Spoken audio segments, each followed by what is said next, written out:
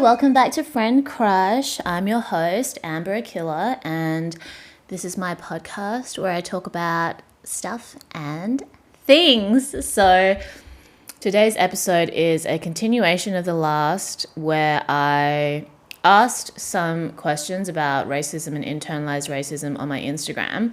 And I'm going to discuss some of the answers that I received and then just touch on my own personal experience with unlearning racism and self-empowerment.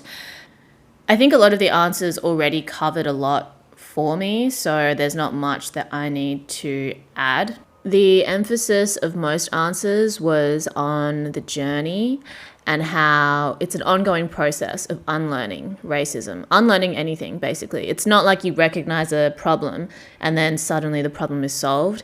And I think this is really important because a lot of times, especially with social media, really complicated issues and complex processes can be flattened down into infographics or shareable pieces of content. And people think that engaging with these ideas just on a superficial level is enough to solve really complicated issues, but like a lot of these answers will show you, it's an ongoing process. And that's what makes it so difficult, and I think what gets so many people so frustrated, because either they refuse to accept that it's a process or they have not yet learnt that that's what it is. So with that said, thank you to everybody that did respond and take the time to talk to me about their experiences, and let's get into it. So on my Instagram, I asked, do you as a POC have or have had internalized racism? 91% said yes and 9% said no. So some of the answers I received, I've got on my iPad in my little keynote. I started learning more about my cultural history and how white supremacy has hurt us. Another person said, POC are certainly biased and prejudiced, but I think racism is systemic, brackets, white supremacy. Another person said, I read other POC experiences and think about racism/colorism in my own POC community as well. I have lived experience via houselessness, survival, sex work, etc. Another person said, surrounded myself with better friends who happen to be POC, e.g. exposure therapy. Someone replied, my mum called me out. That's how they started to unlearn internalized racism. Another person said that they saw an increase in Asian representation in pop culture, for example, BTS. So they also elaborated on that answer in a DM and said, it didn't really start with just BTS, but it started with them craving sunjambal, which is a type of dumpling. And this craving led their mother to book a flight to Shanghai for spring break. And the trip was honestly life-changing for them because they realized how much they love and cherish their culture and where they're from. They started getting into BTS, and it helped because it was so refreshing to see people who looked like them succeed. This then led to a snowball effect of them feeling proud of their Asian roots and wanting to learn more and embrace it. I just love that, to have your self-empowerment come from your desire for a snack. Sounds about right. Okay, so those are some of the answers for how have you unlearnt internalized racism as a person of color. And then I asked, if you as a white person have unlearned racism, please elaborate on how. So one of the answers, to be a good person, I needed to acknowledge my privilege and pass the mic. Another person said, I use hypnosis to rewire neural pathways and work through heavy emotions like generational guilt. That's very interesting, actually. Not necessarily unlearned, but I'm a lot more conscious now in my thinking and behavior.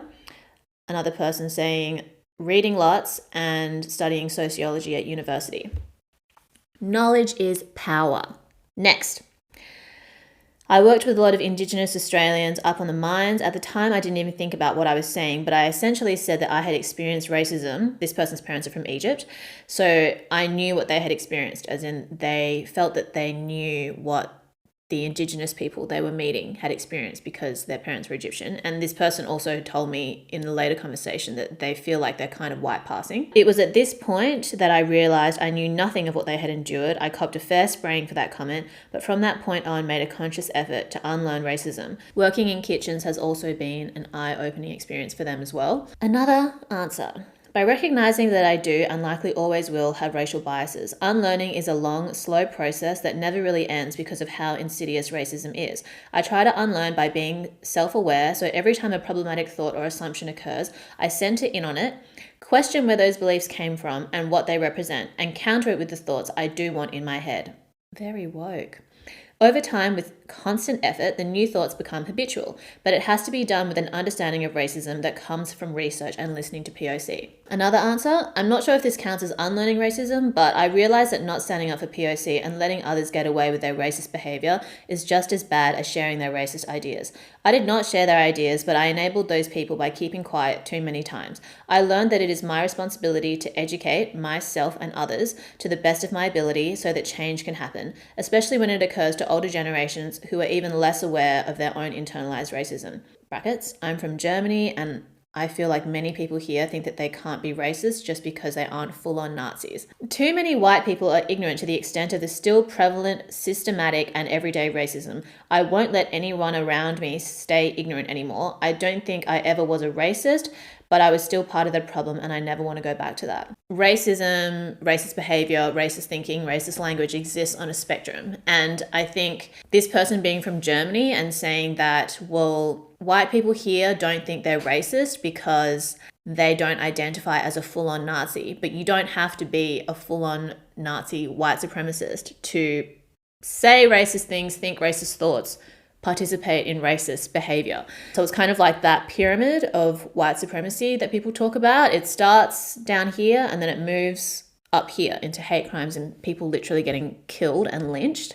So I think these points are all really important because emphasize that it takes time and it's not a destination. You have to continuously question the thoughts that come up in your mind, learn to identify where they might have come from, and use your own consciousness and empathy to kind of like rewire those parts of your brain so that you aren't continuing to think and act in a way that is not inclusive.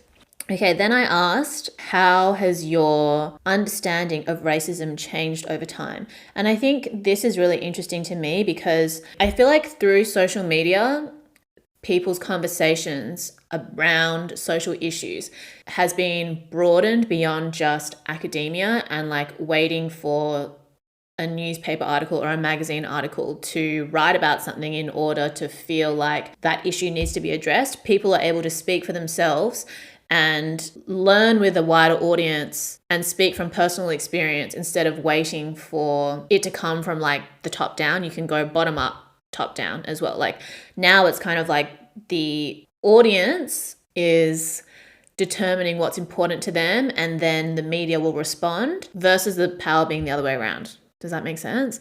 So when these discussions first started happening on the internet, the conversation is evolving over time. Like I've definitely seen the way that people engage with these issues change and for there to be more nuance. And I think as I have grown as well and continue to educate myself, expand my awareness of racism in the world, racism that's been internalized, I've seen how discussions around these issues have changed and evolved. And I love to see it. So being able to talk about how your way of thinking has changed over time as you've gotten older, as you've experienced more, because I saw someone say like when you're younger, your idea of yourself and the world is more static and permanent because you just haven't been on the planet for long enough to see how things can change and evolve. Your understanding of things is limited. So you think it either is or it isn't. It's like, so when people first started talking about racism, when I first started to develop an awareness around racism, it was like, you either are racist or you're not. And if I was trying to explain to someone that what they were saying or doing was racist or hurtful, it became like they either are a good person or a bad person and there is no gray area. And as you get older and you live in the real world, you can see the way that not much is black and white. There is a lot of gray area most of the time, and learning to navigate that gray area is what's important, not just identifying problems, because like problems are everywhere. We don't live in a utopia. I don't think like within my lifetime we'll be at a utopian place. And I think the problem with discussions around social issues now and people starting to become aware is that they think that we're coming from a utopian place and we've regressed into like problematic behavior and systems of racism, oppression, misogyny, whatever. But it's been worse and we're trying to get better. Like, read a history book, love. Everything has been problematic. The human experience is problematic. There is good and bad within every person. And understanding that we're trying to elevate and progress in consciousness and not undo things, because like it wasn't ever not racist kind of thing. Like as soon as people had the ability to travel and trade and had weapons to fight and start wars, it has been problematic. Like now that we're getting to a point where we know how to meet people's base needs and also how to exploit the need for them, we can better understand how to empower people and how to maybe not exploit different people based on their ethnicity or their race, and learn how to empower and connect as people and not divide and conquer based on superficial made up ideas. Like racism is literally made up. So just because it's everywhere doesn't mean it's right. And just because it's everywhere doesn't mean there's any scientific backing to it too. Like it's acknowledged that racism was created as a way to classify people and then justify oppression that otherwise simply cannot be justified. Like it just can't be. Anyway, so how has your understanding of racism changed over time? Some answers I received. I learned a lot with social media. It helped to learn from people that experienced it. Another response. I realized racism developed as a deep, long-form compilation of implicit biases from society. I'm an Asian here. I benefited the most, realizing that the issue isn't our proximity to whiteness, but our attempted and maintained distance from blackness. This is a really interesting point because, you know, the way that different races are treated and pitted against each other under white supremacy can be really damaging, because what's really important is like unification to me, and everybody being able to be on a side that is anti-white supremacy rather than infighting that further divides and stifles any progress. And I think this answer was specific to an Asian American experience, and the way that racism is perpetuated against Asians and the Black community varies according to different contexts, I think. So one problem that I do see with movements like Black Lives Matter is the way that people that don't live in America will take these American issues and just kind of try to project them onto different contexts. At the same time, I think a lot of people do take inspiration from Black Lives Matter and then rework the message so that it is more relevant to the context that they're in. So in Australia, it's definitely more focused on the Indigenous community. But yeah, context is very important. Okay, next. Having grown up in a white society as a POC and lived in China as a non-Asian made me realize some things. I realized that as I age, I encounter less blatant racism, but I'm more conscious of indirect racism. Another answer, I get fearful. My country isn't like the US, so I don't know how to act or intervene in situations that seem racist. Sometimes I call people out, but they say here isn't like the US and I shouldn't be like that I should understand their point of view. I'm really trying to educate myself about racism, but people stop me from doing it, and I know that shouldn't be an excuse.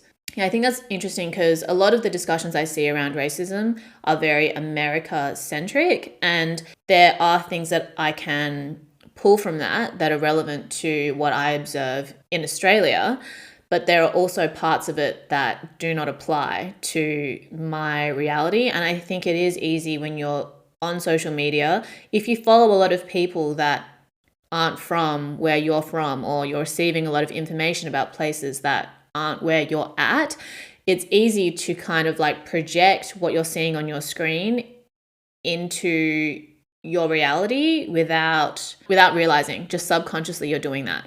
So I think it's really important for people to understand like racism in its broader context, but then also how it manifests where they are for the people that they interact with, so they can better communicate with the people around them. So for the person who replied here saying like the people around them are saying, well, this is in America, so we're not racist like them. Like people aren't getting shot. Black people don't get shot the way they do in the US here. That's a common response, I would assume, for a lot of people who aren't in America but are trying to have conversations about racism. It's like being able to understand how racism manifests differently for the people that you're around from the people that you see online. Another response, I'm more aware of how much society is inherently racist now.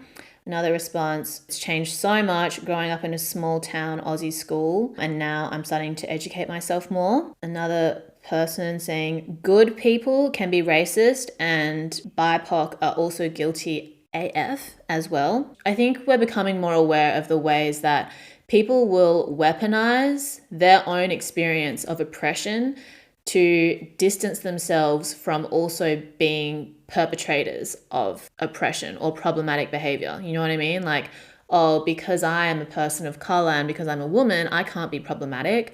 That ain't true at all. Sometimes the most toxic person you know is also the one who's claiming to be the most woke, because they are attaching their ego and their self-concept to this idea of having experienced something bad, having experienced oppression, understanding oppression, and then using that to appear like a good person, to appear saintly, when in fact they haven't fully processed how their experiences have been internalized, how they are wounded, and it prevents them from being able to heal from that experience and empower others. And instead they use it as a way to then point out other people's flaws and point out how other people are problematic while remaining on their own high horse.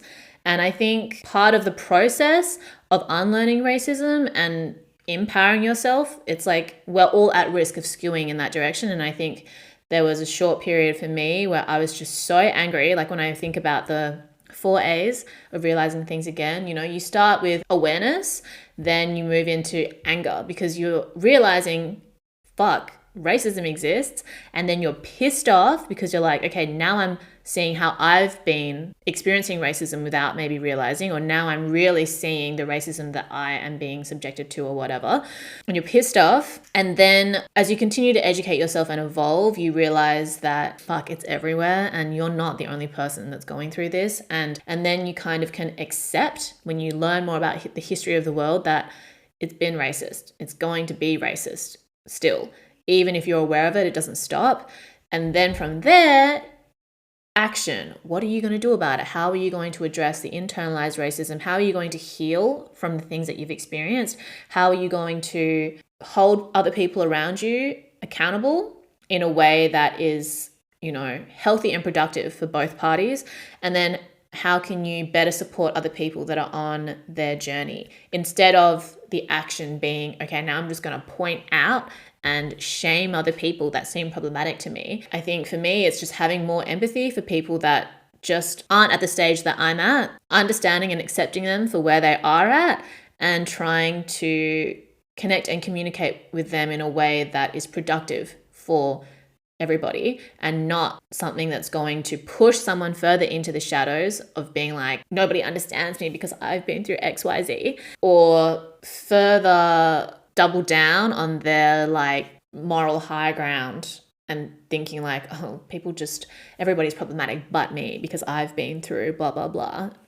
It just doesn't really work like that. But, you know, everyone's at a different stage, okay? That's inevitable. When you can accept that shit like that is inevitable, if you can just have empathy for others and then also get better at drawing boundaries, knowing what you're responsible for and what you're not responsible for, you know?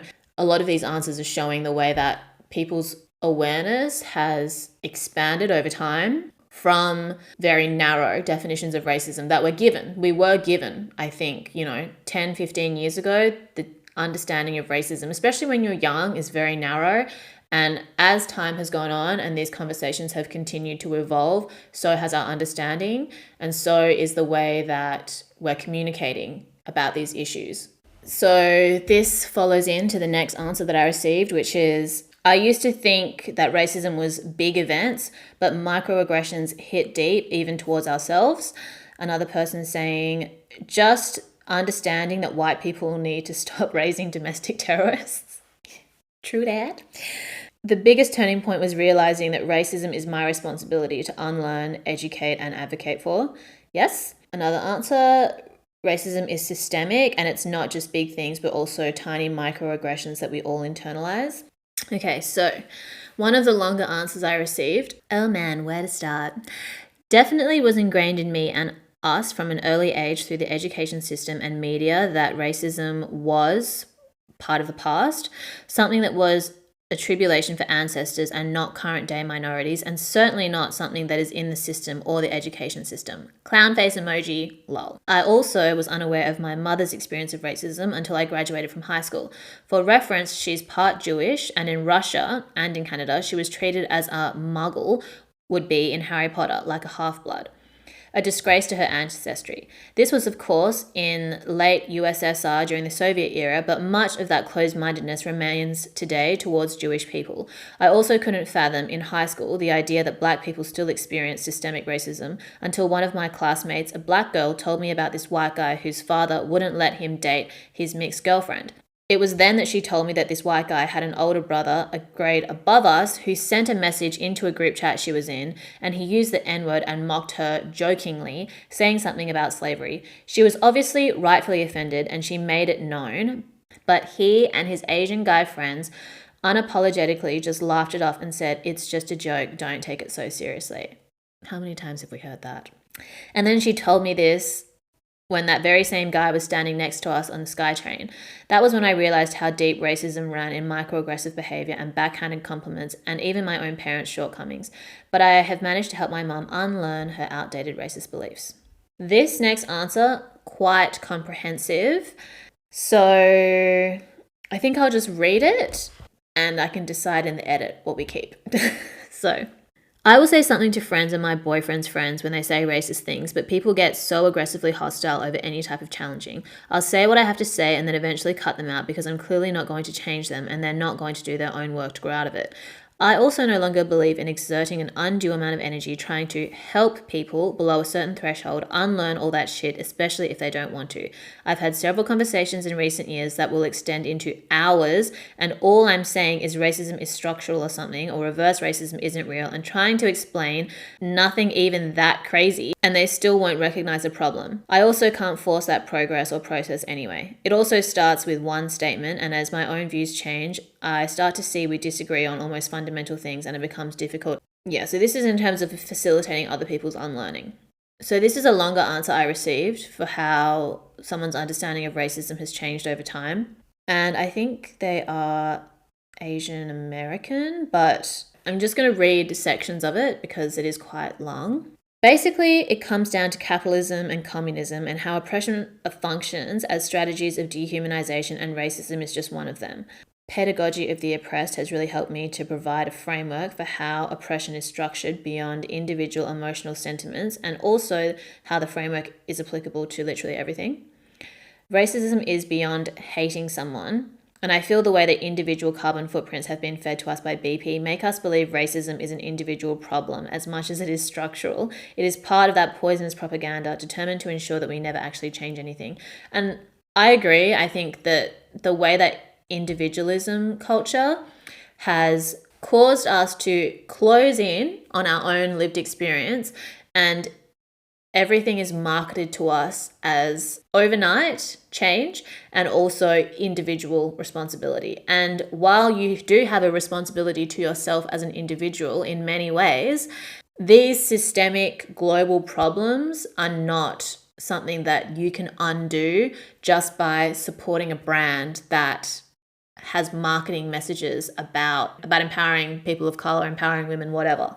It's nice that brands are able to expand the way that they market and pay people of color and not just uphold ideas of white Eurocentric beauty standards or uphold very limited ideas of empowerment, whatever. But at the same time, that's not the only answer. And I think some people are really getting tricked into thinking that trying to compel a brand to speak about a social issue is social justice. But I really don't think that it is.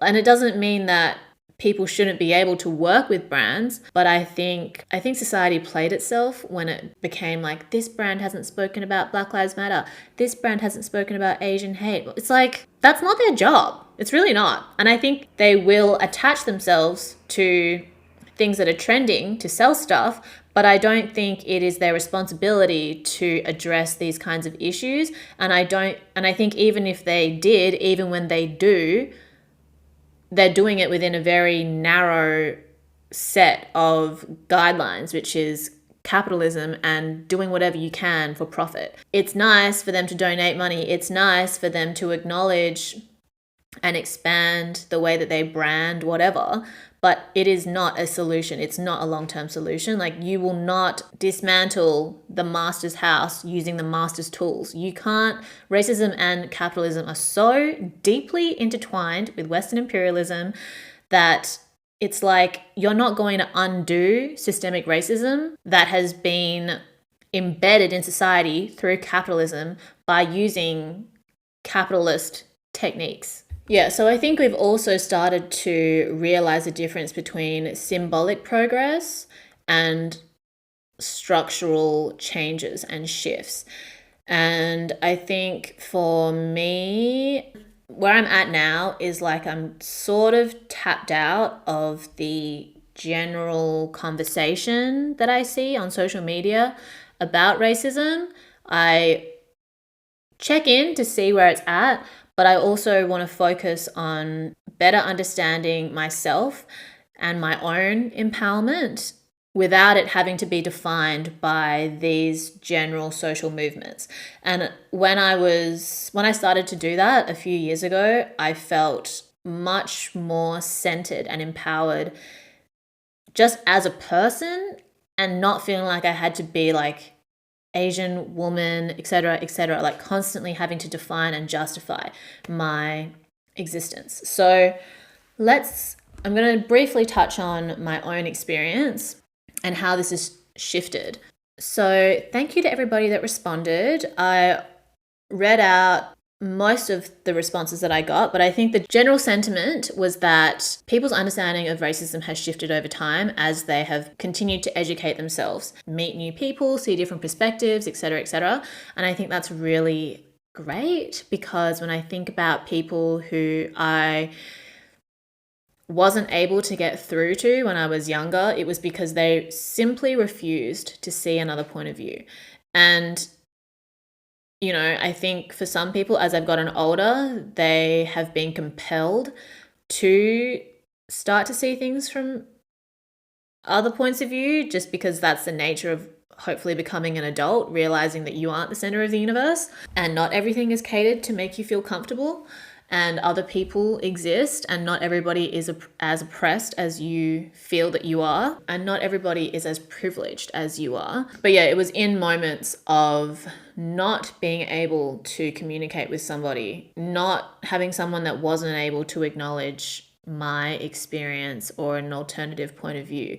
That's when I think you just have to step back. You know, like, they aren't ready to have their view of the world challenged. They aren't ready to challenge parts of themselves that clearly are uncomfortable for them. Otherwise, they wouldn't feel so defensive.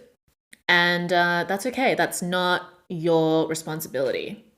And it hurts when it's someone that you care about, someone who you would do that for. You know, like, you encourage them to see other points of view because you yourself know how to do that. And then when someone you care about and you would have otherwise respected shows to you that they can't do that yet, it's like, oh damn. Yeah, everyone's on their own journey.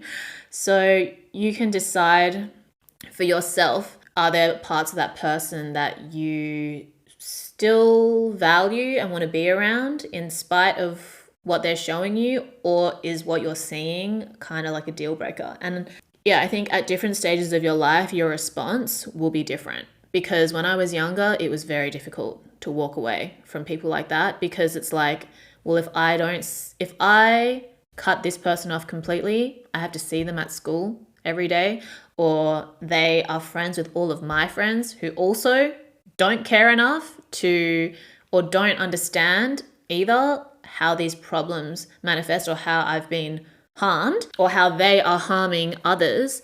And then you're just more isolated than before. And I think as I got older, as I was able to, go to university, expand my social circles, leave the country, I met other people who I connected with more, where we had mutual understanding and empathy for each other's experiences. And then those previous relationships that I found really difficult to let go of, I was able to let go of. And the more that I was able to self-empower, the less obligated I felt to be responsible for other people's unlearning. As I took responsibility for my own unlearning and my own education, it was like you start to understand how difficult it is, how much consistent effort it takes. And it's like, if that other person isn't willing to do it, you cannot do it for them, because no one could do it for you if you didn't choose to make that decision yourself. A lot of answers have touched on is that it's almost unavoidable to have internalized racism. And I think it's really important to start from that place of acceptance, knowing that we really didn't have a choice in terms of what messaging we did and didn't internalize subconsciously, just as a result of growing up in a society where racism and white supremacy, capitalism, the patriarchy all come together and create not just oppressive and marginalizing ideas, but also ideas that are then actioned upon into structures which affect the lives of almost everybody in varying degrees. So accepting that there's going to be internalized racism and you just can't know everything. Being able to be honest about what you do and don't know, rather than defending your own ignorance. I think that's always been one of the most frustrating things for me, is having a conversation with somebody and it becomes an argument, and instead of one or both parties being able to just say, you know what, I actually don't know. I'm at the limit of my knowledge, and leaving it at that, instead of doubling down on an experience that the other person has not had but insists that they understand, or an opinion that the other person insists is fact but has made absolutely no effort to fact check. So definitely acceptance. I think acceptance is the key to just being satisfied with your life in general, and I might make another episode on it another time. But when you can accept where you're at, then you can better assess what areas you need to work on. After I was able to accept that I didn't know everything, and I tried to learn more about what motivates people to say and do racist things, or like the psychology of people when they get defensive about certain things, or people that feel the need to go out of their way to antagonize people who are just minding their own business. Because for me, I was just doing my own thing most of the time. If I was on my own account talking about racism, I was just like satirizing or making light of certain experiences that I'd had and looking for connection and looking to be seen and heard in a way that I didn't feel that I was in real life. And people that I knew in real life would take it so personally and get so defensive about something they hadn't even checked to see if I was okay. Like, instead of checking to see that their friend was okay after experiencing racism or trying to understand it, they would then become defensive and try to invalidate my experience because it would make them uncomfortable.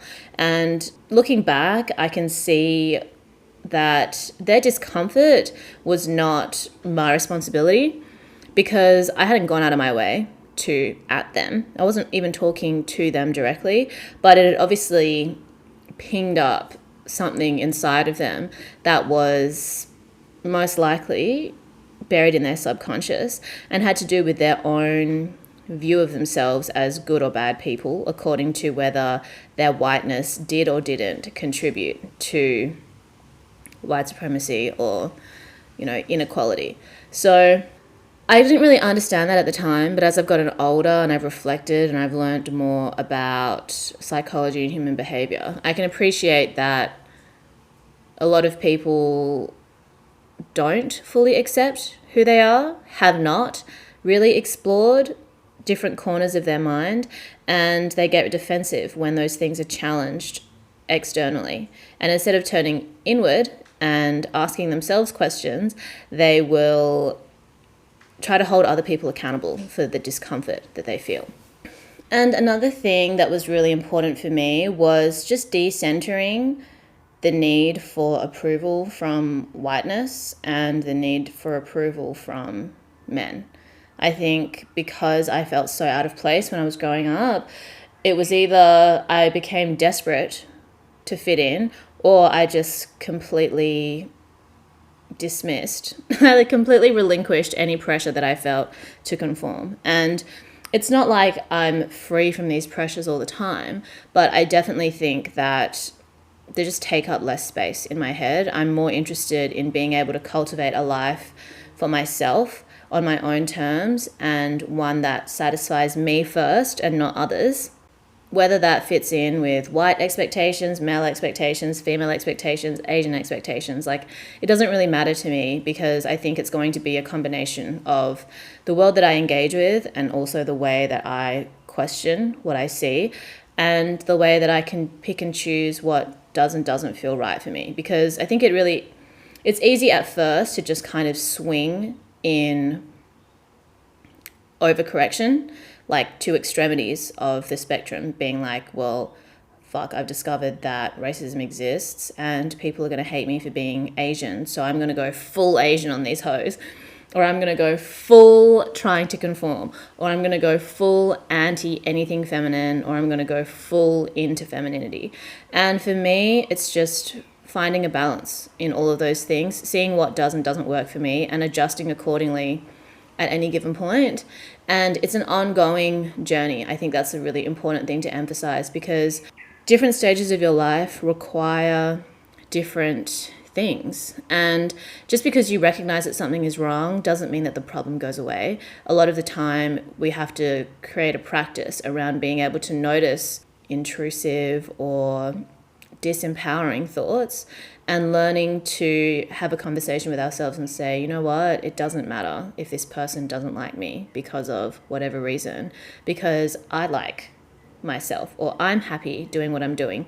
Or if someone has valid criticism for you, you can say, okay, I can see the point that this person is making. I'm going to take it on board and see how I can adjust accordingly, because maybe for whatever reason, I wasn't really in touch with what was right for me at any given time. So yeah, I think sometimes social media can really simplify these really complex ideas, or not necessarily complex, but they make it seem like the idea in and of itself is enough. But I think it's really an emphasis on the practice that matters the most, and being able to figure out what's right for you personally, because everyone lives in their own reality.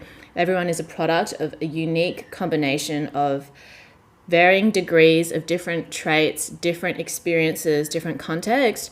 And I think part of life is being able to create your own inner world, connect with it, and see and put it into action in the real world, in the outer world.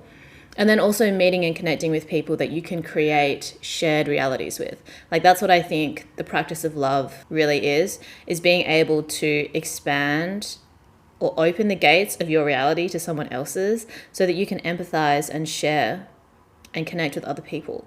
And sometimes you can't do that with everybody, but I think I do try to see the opposing side and where they're coming from, so that I don't feel like it has to be an us versus them mentality, because to have that mentality means that you will never really achieve empowerment. You'll always feel like your life is being defined in opposition to the people that hurt you.